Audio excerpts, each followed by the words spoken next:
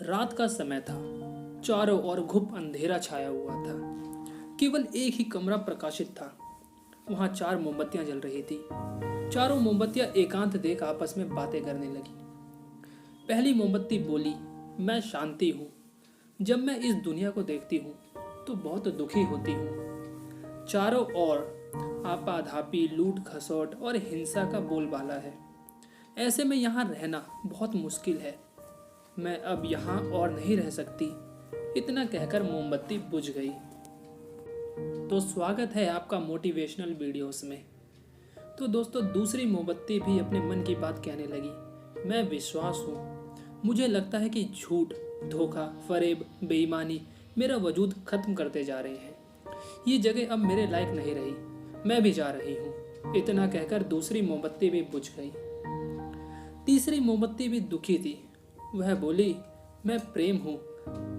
मैं हर किसी के लिए हर पल जल सकती हूँ, लेकिन अब किसी के पास मेरे लिए वक्त नहीं बचा। स्वार्थ और नफरत का भाव मेरा स्थान लेता जा रहा है। लोगों के मन में अपनों के प्रति भी प्रेम भावना नहीं बची।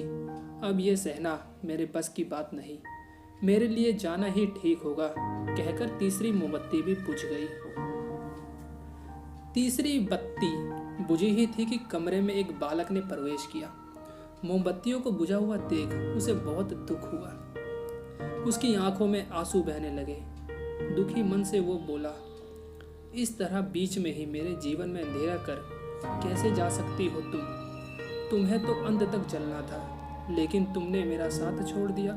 अब मैं क्या करूं? बालक की बात सुन चौथी मोमबत्ती बोली, घबराओ नहीं बालक, मैं आशा हूँ और मैं तुम्हारे साथ हूँ। जब तक मैं जल रही हूँ तुम मेरी लौ से दूसरी मोमबत्तियों को जला सकते हो। चौथी मोमबत्ती की बात सुनकर बालक का डर विश्वास बंध गया।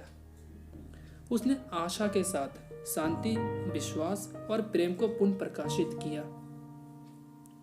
इससे यही सीख मिलती है, जीवन में समय एक सा नहीं रहता।